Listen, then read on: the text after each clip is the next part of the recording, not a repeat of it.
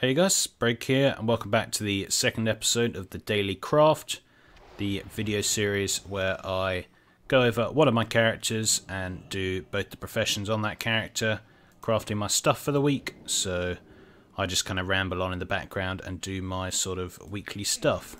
Anyway, I haven't really done a proper YouTube giveaway for the 10,000 subs. I did give away the TCG mount and TCG pets on my stream, but I haven't done one specifically for YouTube, so I am going to give away double WoW tokens, so 2 WoW tokens. All you have to do is comment on this video and be subscribed to my channel, and if you've done both of those things, you'll be entered into the prize, and you have a chance to win 2 WoW tokens, and I'll message you in the next video, or in the next week anyway. I'll message you on YouTube, and we will get you that tokens. Or those tokens. I can't English. Anyway, today is probably my least favourite character for doing this, unfortunately, because it is the Alchemist, and I have to do so much. I have to make 200 of so many flasks. I mean, it's good. They're pretty profitable at the moment, the flasks. They're not usually profitable, and they seem to be at the moment, so that's good. I do have rank 3s of all of them. But yeah, they're generally not so profitable, but at least they kind of are this time, so we will we'll see how that goes. Then of course we have the Leatherworking, which always sells well, dread leather masks, a graven scale, helms, the boots, they're all selling well.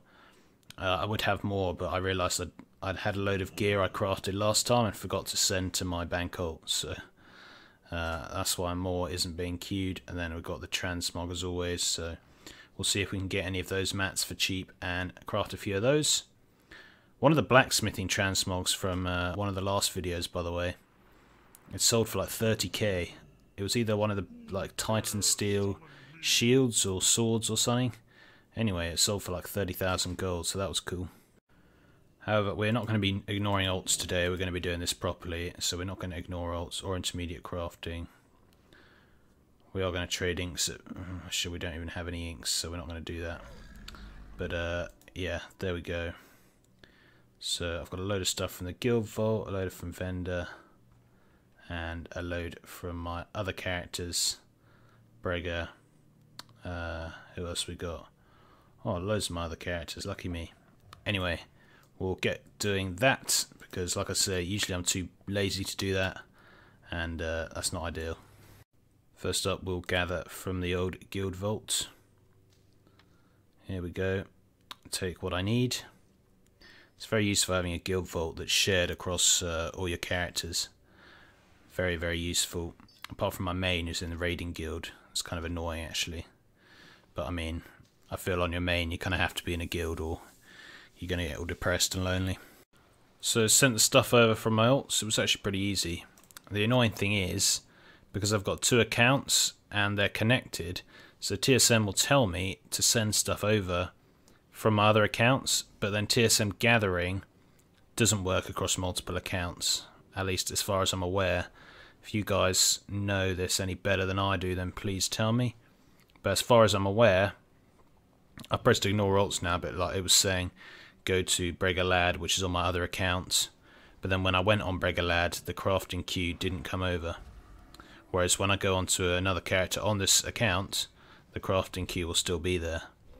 So it's a bit weird how it will say send it over, but then you can't do the gathering. You just have to manually send it over, I guess. But that's fine. What about our intermediate crafts? True gold. I mean, we can only do one of those. We will do the rest. Might as well do that one, I guess.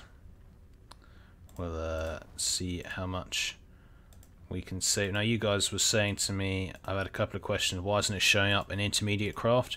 It'll only show up in intermediate craft if it's actually profitable to intermediate craft.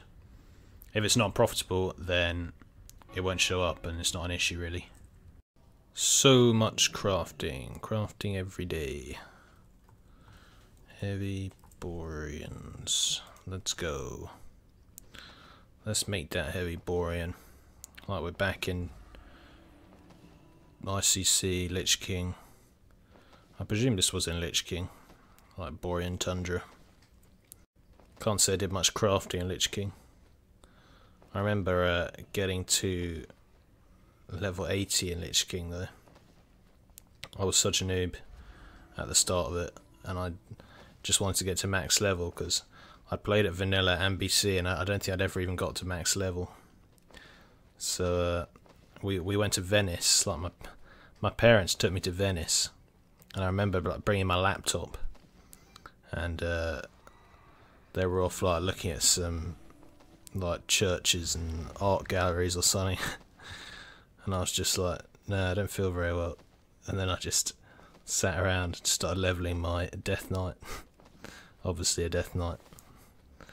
So yeah, that's about all I remember about Borean leather. Making my deep stone oil. I've got so many albino cave fish from when I was fishing it for that video, and then when someone put it on the auction house real cheap, I bought it all up.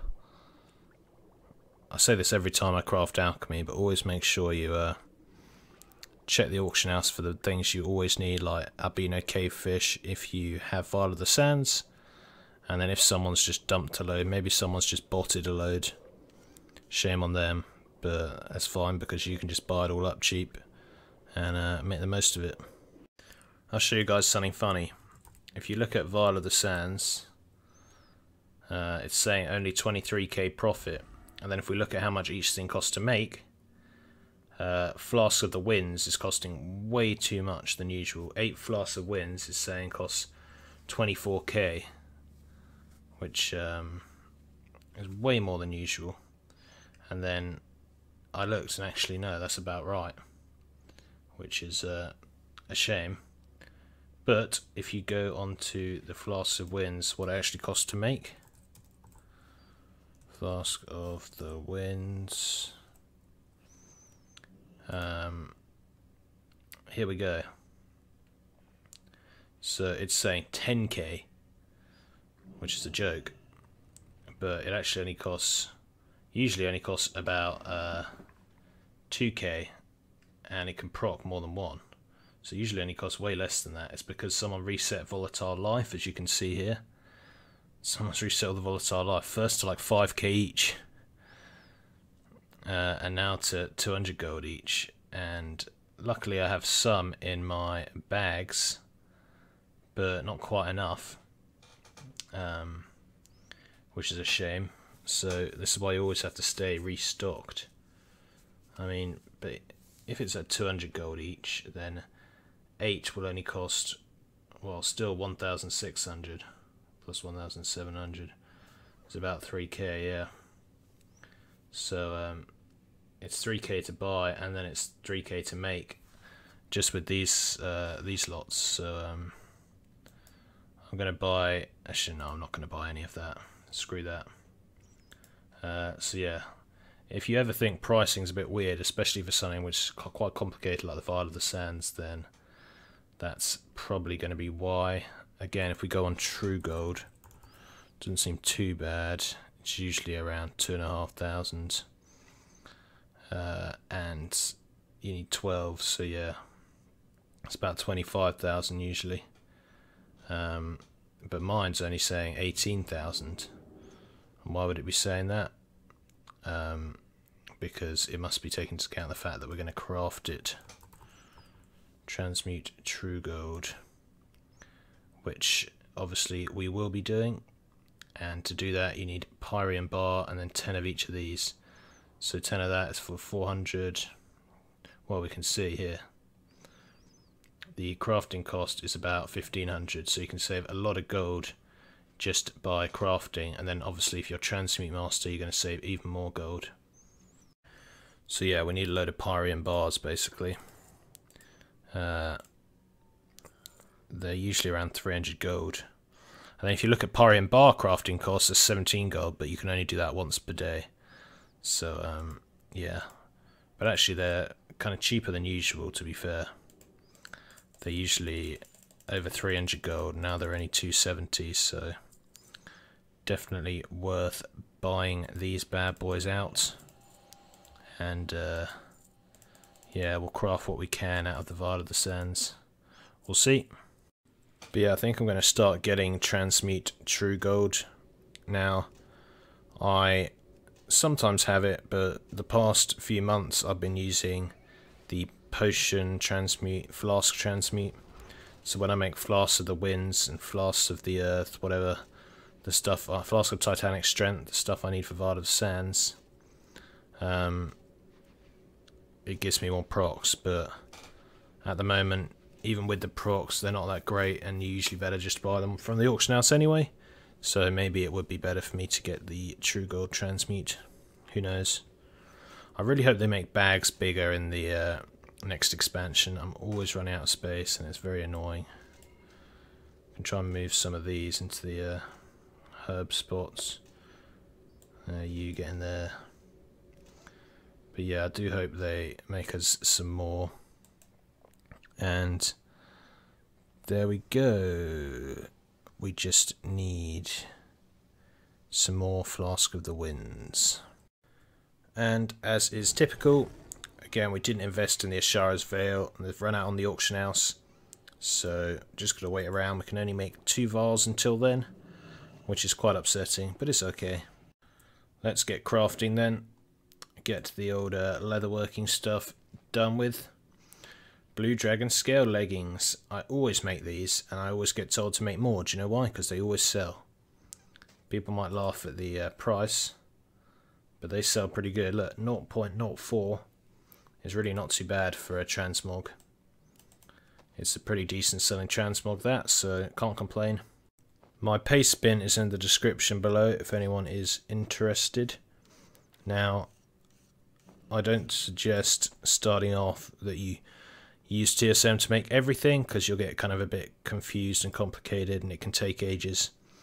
So if you just go onto the old world materials and just press no operation, or at least make the operation really big so it's only going to craft stuff that's really worth it. That's what I would suggest you do, otherwise you are going to get a bit confused and everything. And the inventory's full. Not only is the inventory full, guys, my reagent bank is also full. So, yeah, it's very annoying. Still making a killing off all that Legion 850 leatherworking gear. So good. Especially if you get some good stats. What we get, haste verse. Crit haste, not bad. Crit mastery, pretty good. I like. Alright, now it's alchemy time. Let's get going.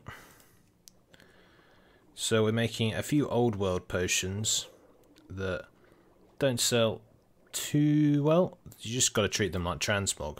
And they do sell. And look, 0.03, 0.06. So obviously they do sell. Just obviously not as well as the Legion potions. But if you just craft a few of them, it's a nice little profit. Just it's like a glyph really. You just put it on the auction house and it'll sell, and it's just a bit of slow profit. Really not too bad.